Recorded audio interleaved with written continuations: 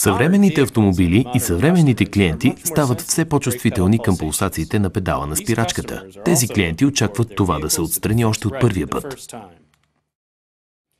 За да се елиминират тези пулсации, трябва да проверим както повърхностния слой на спирачния диск, така и страничното износване. Именно последното води до появата на тези пулсации в спирачния педал.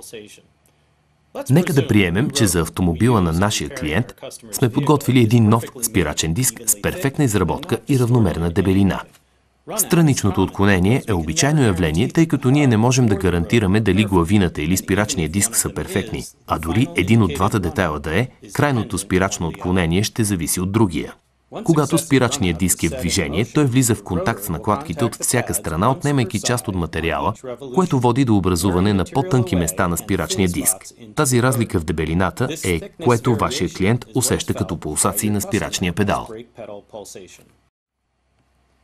Доста голям брой производители са на мнение, че на този проблем трябва да се обърне внимание още по време на монтажа. Прокат води специална гаранционна политика.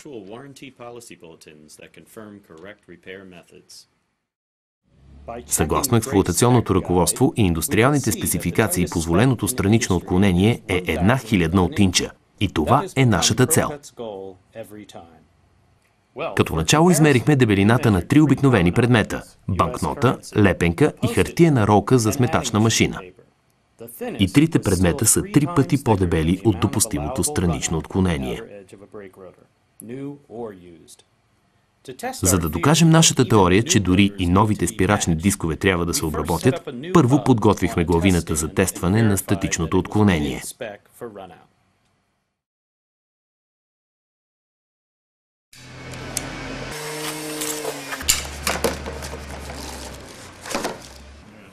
След това закупихме 3 комплекта спирачни дискове от 3 различни доставчици и ги монтирахме на новата главина.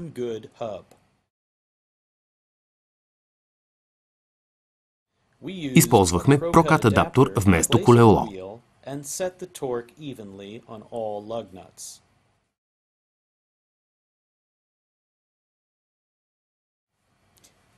Проверихме нивото на страничното отклонение на спирачния диск, който ще бъде монтиран на автомобил.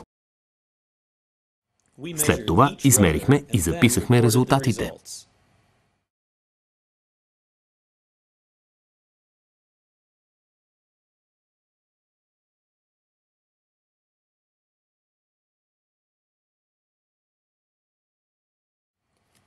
Това, което открихме, беше изненадващо.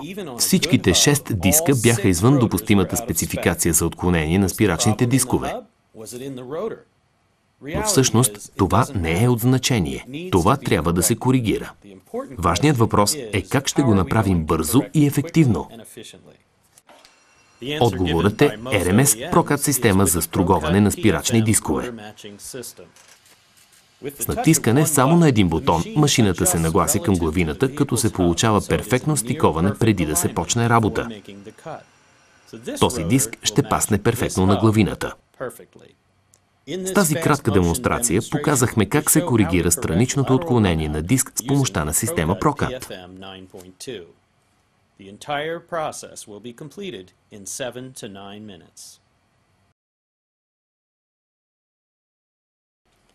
Количеството материал, който се отнема, съответства на измерените стойности на отклонението.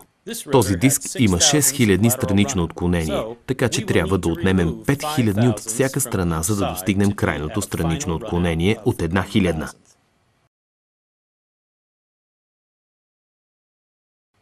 С помощта на този индикатор ние буквално можем да видим корекцията на диска.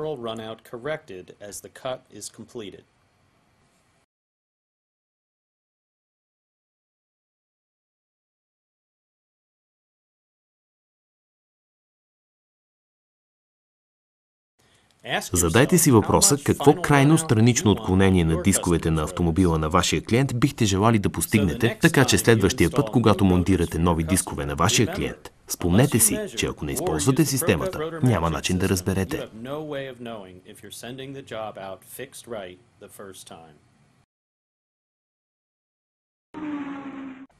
And now, the ProCut rotor matching system includes point-of-sale marketing materials to help you present your customers with the best brake job money can